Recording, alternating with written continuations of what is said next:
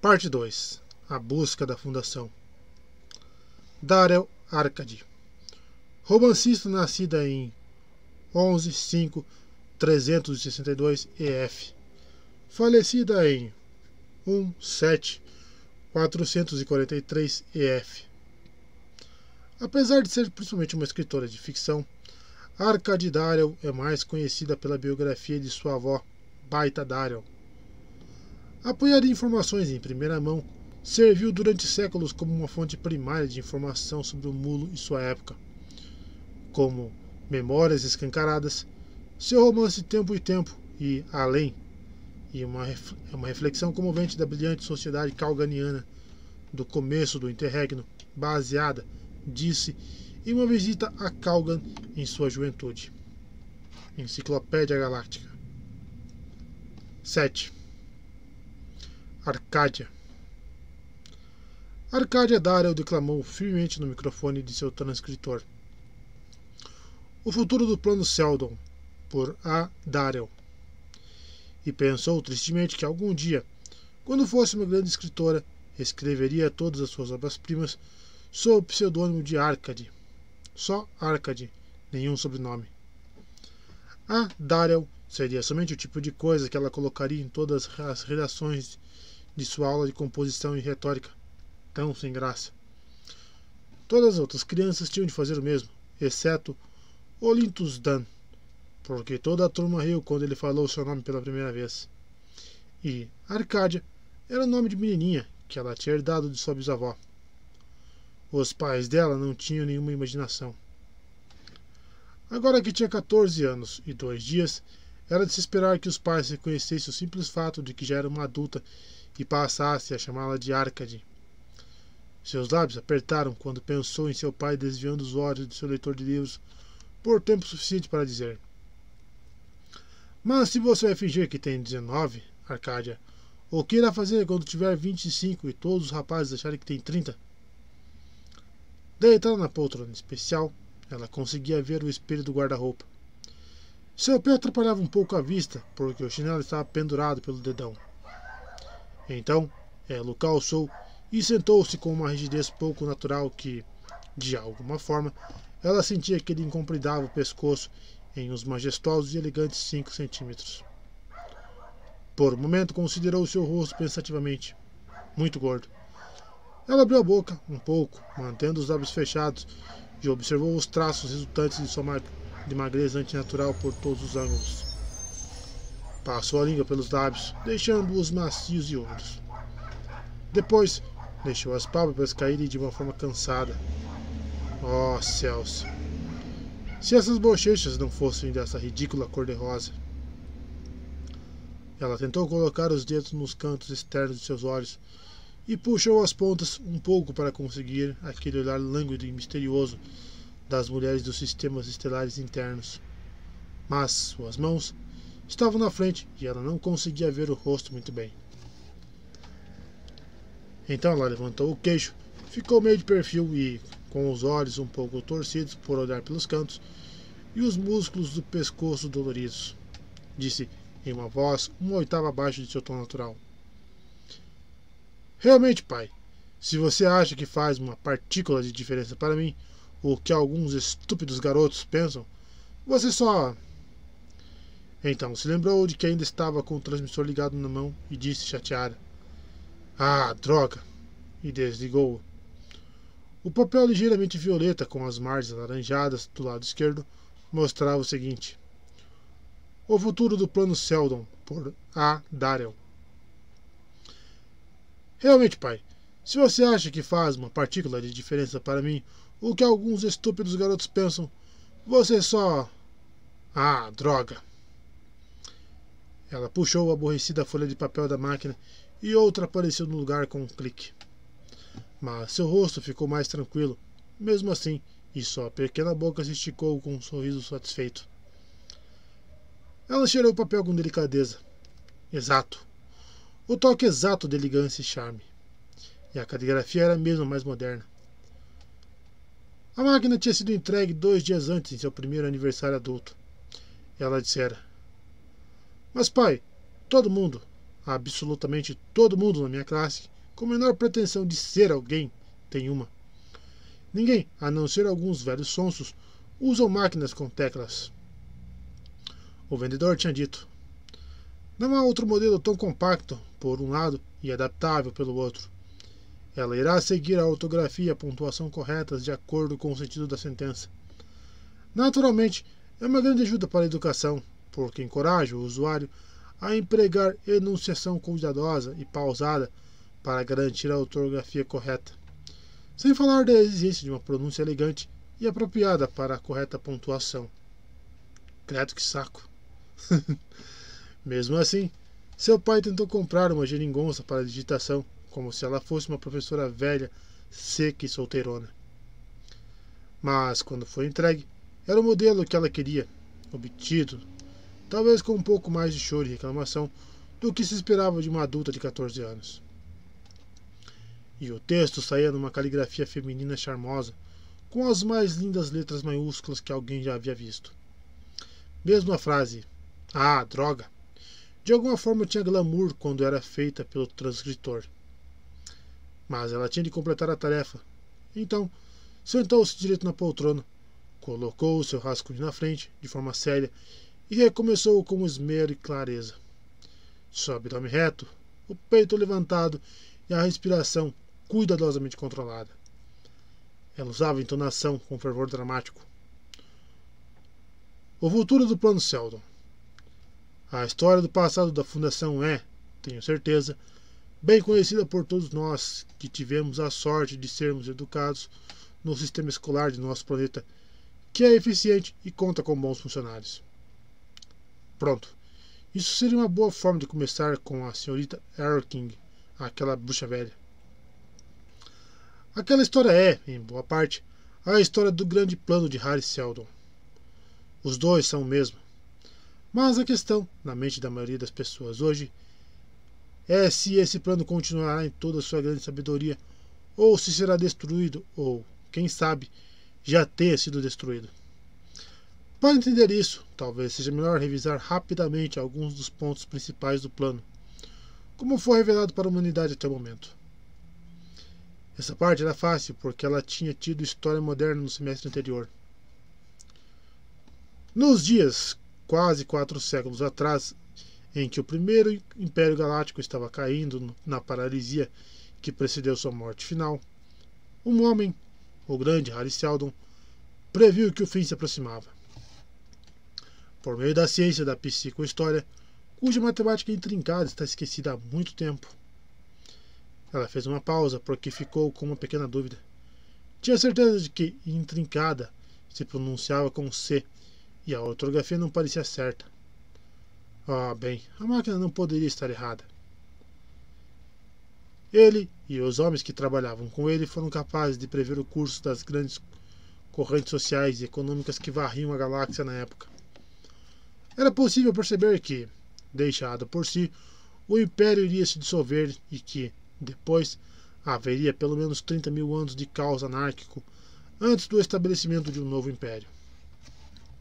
Era muito tarde para evitar a grande queda, mas ainda possível, pelo menos, diminuir o período intermediário de caos. O plano era, assim, fazer com que apenas um milênio separasse o segundo império do primeiro. Estamos terminando o 4º século daquele milênio, e muitas gerações de homens viveram e morreram enquanto o plano Sheldon continuou seu funcionamento inexorável. Harry Seldon estabeleceu 2 fundações nos extremos opostos da galáxia, de uma maneira e sob tais circunstâncias que produzissem a melhor solução matemática para seu problema psicohistórico. Em uma delas, na nossa fundação, estabelecida aqui em términos, ficou concentrada a ciência física do Império, e por meio da posse dessa ciência, a fundação foi capaz de resistir aos ataques dos reinos bárbaros que tinham se separado e se tornado independentes nas fronteiras do Império.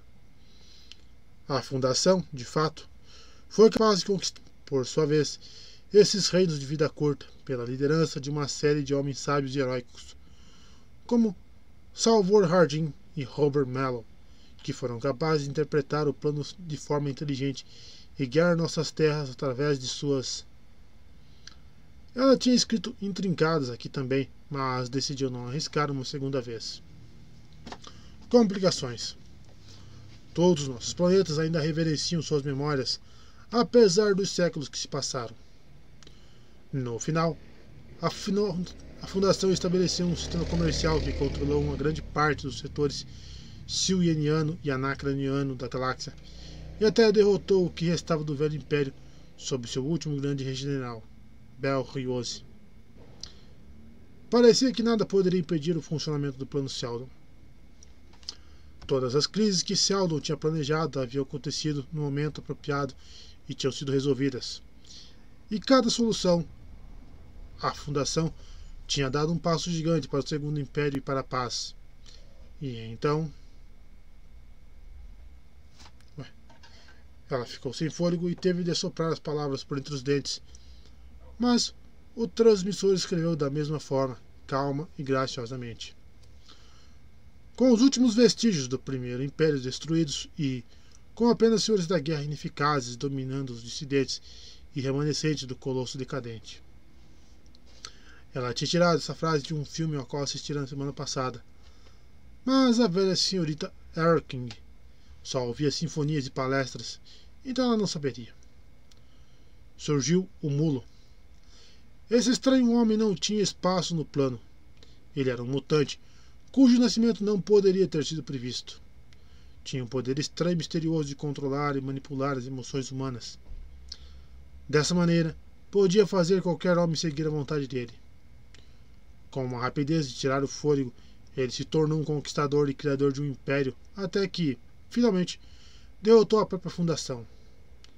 Mas nunca obteve o domínio universal, já que em sua primeira investida foi detido pela sabedoria e ousadia de uma grande mulher. Agora havia aquele velho problema. Seu pai iria insistir para que ela nunca trouxesse à tona o fato de que era neta de Baita Darrell.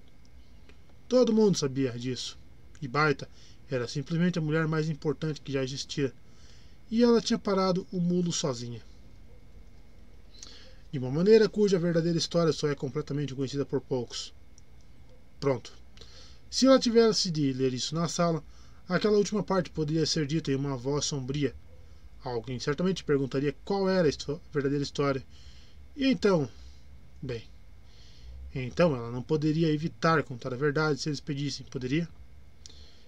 E somente já estava tendo de se explicar, magoada e eloquentemente, a seu pai severo e curioso. Depois de 5 anos de um governo ditatorial, outra mudança aconteceu, sem causa conhecida, e o mulo abandonou todos os planos de conquista. Seus últimos 5 anos foram de um déspota esclarecido. Dizem alguns que a mudança do mulo aconteceu por intervenção da Segunda Fundação. No entanto, ninguém descobriu a exata localização dessa outra fundação, nem sabe sua função exata. Então, essa teoria permanece sem provas. Toda uma geração se passou desde a morte do mulo. E o futuro, então? Agora que ele surgiu e desapareceu? Ele interrompeu o plano Seldon e parece tê-lo fragmentado. Mas assim que morreu, a Fundação voltou a crescer como uma nova que se levanta das cinzas de uma estrela morta. Ela tinha inventado essa sozinha. Mais uma vez, o planeta Terminus abriga o centro de uma federação comercial quase tão grande e rica quanto antes da conquista. E até mesmo mais pacífica e democrática. Isso foi planejado? Será que o grande sonho de Seldon ainda está vivo e um segundo Império Galáctico será formado daqui a 600 anos? Eu acredito nisso porque essa era a parte importante. A senhorita Erking sempre colocava esses grandes riscos em tinta vermelha que diziam: mas isso é só descritivo. Quais são suas reações pessoais? Pense. Expresse sua opinião. Penetre em sua própria alma. Penetre em sua própria alma. Como se ela soubesse muito de alma, com aquela cara de limão que nunca deu um sorriso na vida. A situação política nunca foi tão favorável. O Velho Império está completamente morto, e o período de domínio do mulo colocou um fim na era de senhores da guerra que o precedeu. A maior parte da periferia da galáxia está civilizada e pacífica. Além do mais, a saúde interna da Fundação é melhor do que nunca. Os tempos despóticos dos prefeitos hereditários pré-conquista deram lugar às eleições democráticas dos primeiros tempos. Não há mais mundos dissidentes dos comerciantes independentes. Não há mais as injustiças e deslocamentos que acompanharam o acúmulo de grande riqueza nas mãos de poucos. Não há razão, assim, para temer o fracasso, a menos que seja verdade que a própria segunda fundação represente um perigo.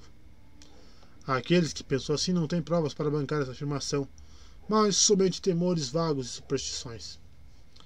Acho que a confiança em nós mesmos, em nossa nação e no grande plano de Harry Seldon deveria tirar de nossos corações e mentes todas as incertezas e... Isso foi muito brega, mas algo assim esperado no final. Então eu digo, o futuro do plano Seldon só chegou até aqui naquele momento porque houve um suave toque na janela e, quando Arcade se levantou sobre o braço da poltrona, confrontou um rosto sorridente do outro lado do vidro. Sua assimetria de traços acentuada de forma interessante pela linha curta e vertical de um dedo entre os lábios. Com a pausa rápida necessária para assumir uma atitude de perplexidade, Arcádia saiu da poltrona, andou até o sofá em frente à grande janela, onde estava a Palistão, e, ajoelhando-se, olhou pensativa. O sorriso no rosto do homem desapareceu logo. Enquanto os dedos de uma mão se agarravam para o peito até ficarem brancos, a outra fazia um gesto rápido.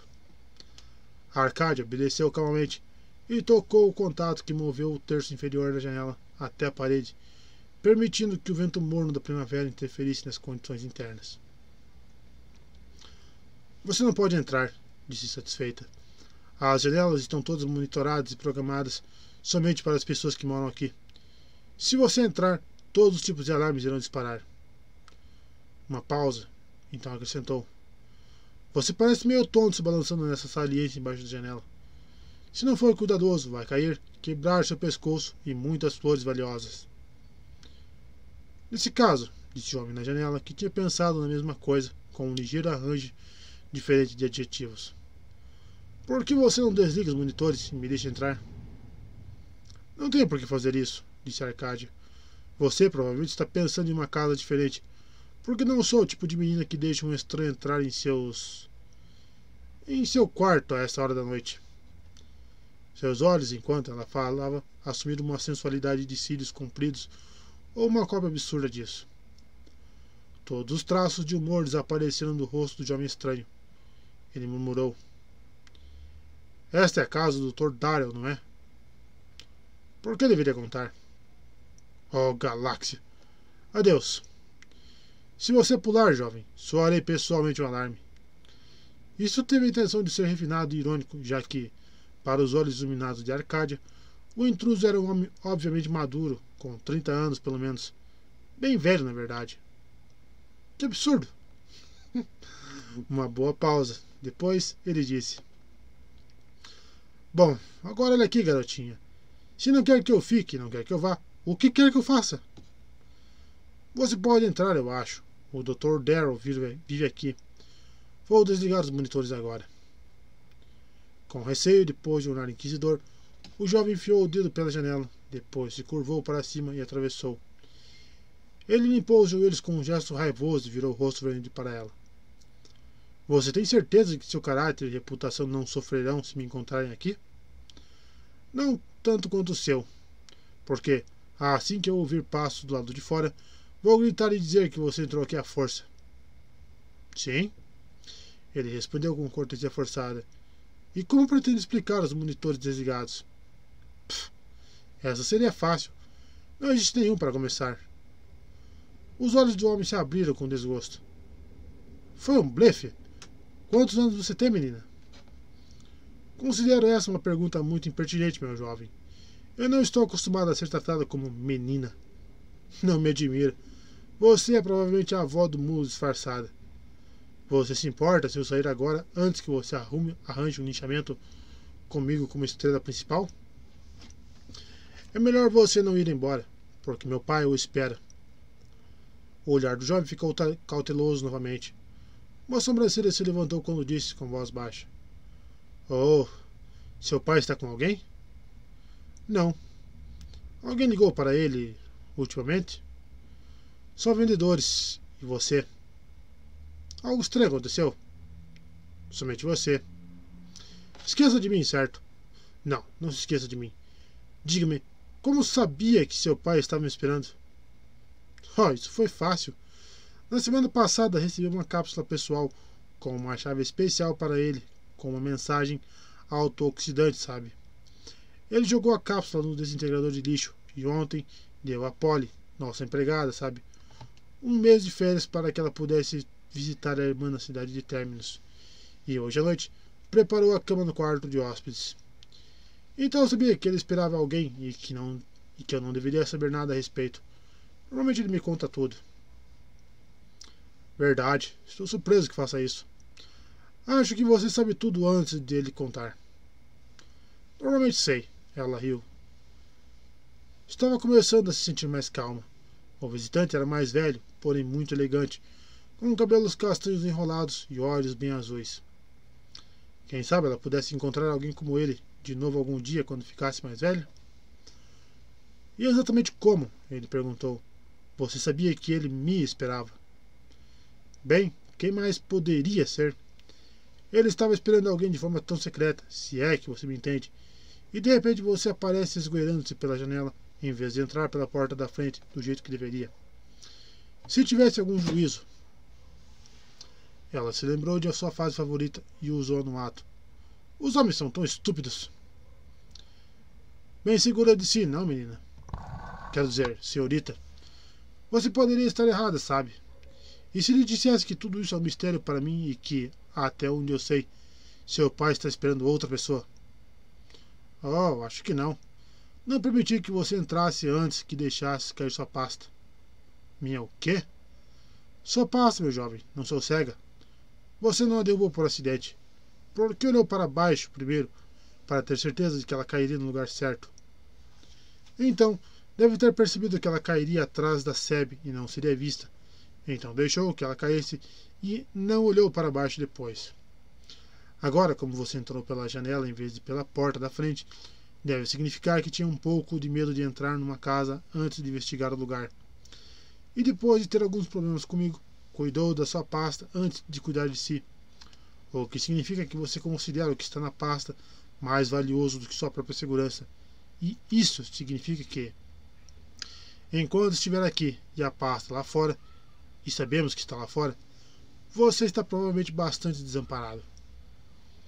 Ela fez uma pausa para respirar e o homem comentou irritado.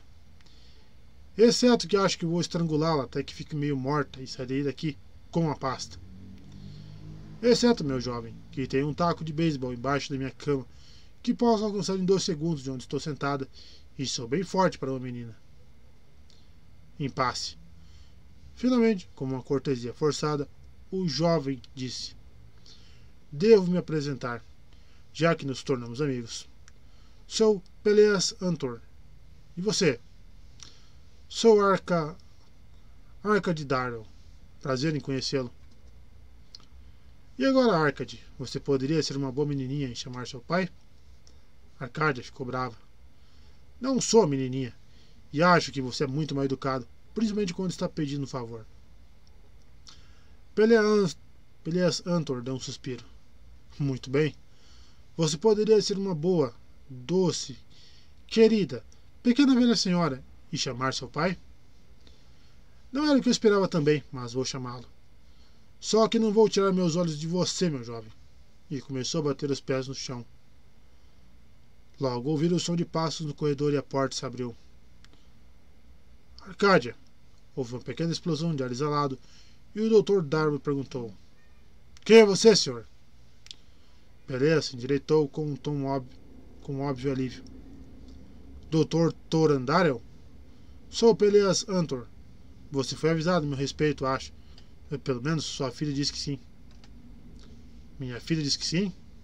Olhou inquisitivo para ela, que respondeu com uma expressão de inocência.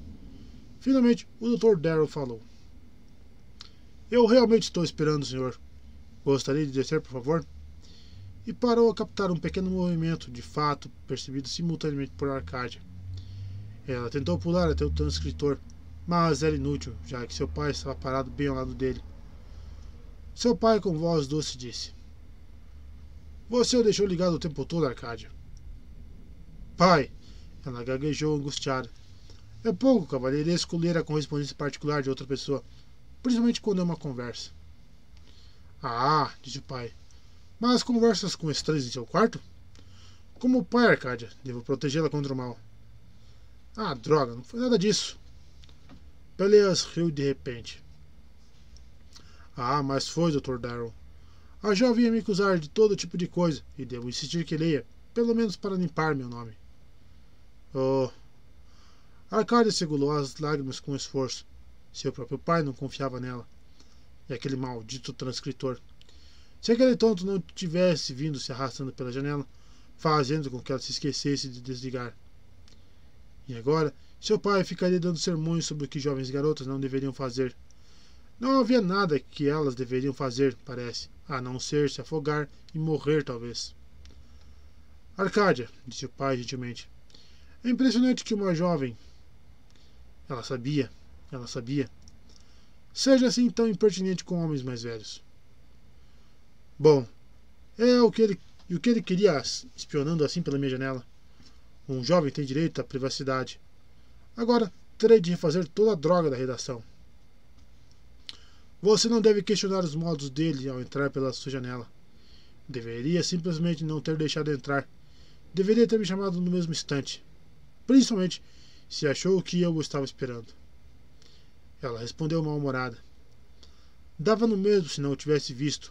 Uma grande besteira. Ele vai acabar estragando tudo se continuar entrando por janelas em vez de portas. Arcádia, ninguém quer sua opinião sobre assuntos dos quais você nada sabe. Eu sei, na verdade. É a segunda fundação. É sobre isso. Houve um silêncio. Mesmo Arcádia sentiu-se um pouco nervosa. Dr. Darrow falou com voz doce. Onde você ouviu isso? Em nenhum lugar, mas o que mais poderia ser tão secreto? E você não precisa se preocupar. Eu não vou contar para ninguém. Sr. Antor, disse o Dr. Darrow, devo me desculpar por tudo isso. Oh, está tudo bem, foi a resposta apagada de Antor. Não é culpa sua se ela se vendeu para as forças das trevas. Mas, se o senhor se importa, se eu fizer uma pergunta a ela antes de irmos? Senhorita Arcádia, o que você quer? Por que você acha que é estúpido entrar pelas janelas em vez das portas? Porque mostra o que está tentando esconder, bobo. Se tem um segredo, não coloque uma fita na boca e deixe que todo mundo saiba que tem um segredo. Falo exatamente de forma normal, mas sobre outras coisas. Você nunca leu nenhuma das frases de Salvador Hardin? Ele foi nosso primeiro prefeito, sabe? Sim, eu sei.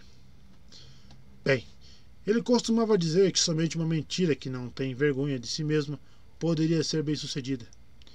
Ele também dizia que nada tinha de ser verdade, mas tudo tinha de soar como uma verdade. Bem, quando você entra por uma janela, é uma mentira que tem vergonha de si mesma e não soa como uma verdade. Então o que você teria feito? Se quisesse ver meu pai e tratar de assuntos secretíssimos, teria dado um jeito de conhecê-lo abertamente e de me encontrar com ele para tratar de todos os tipos de coisas estritamente legítimas.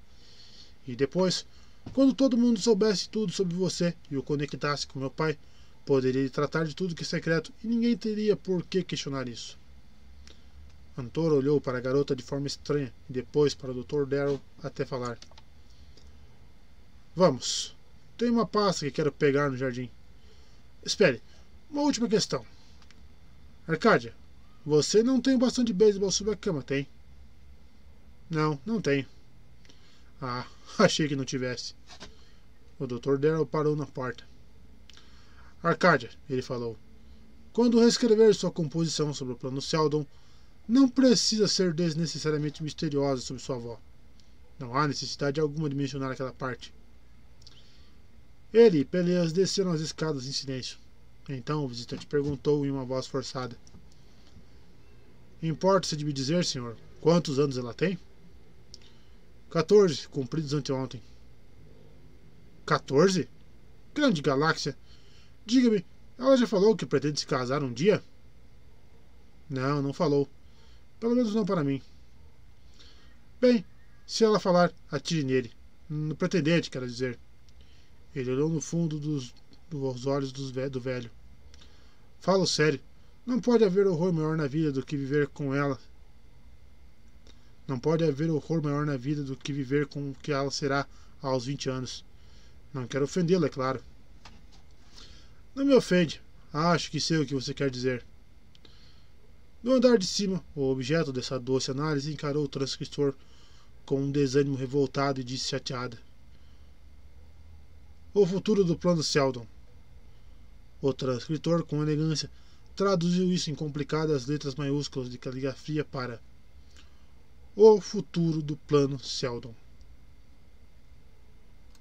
Matemática. A síntese do cálculo de n variáveis e de geometria n-dimensional é a base do que Sheldon chamou de uma vez de minha pequena álgebra da humanidade. Enciclopédia Galáctica.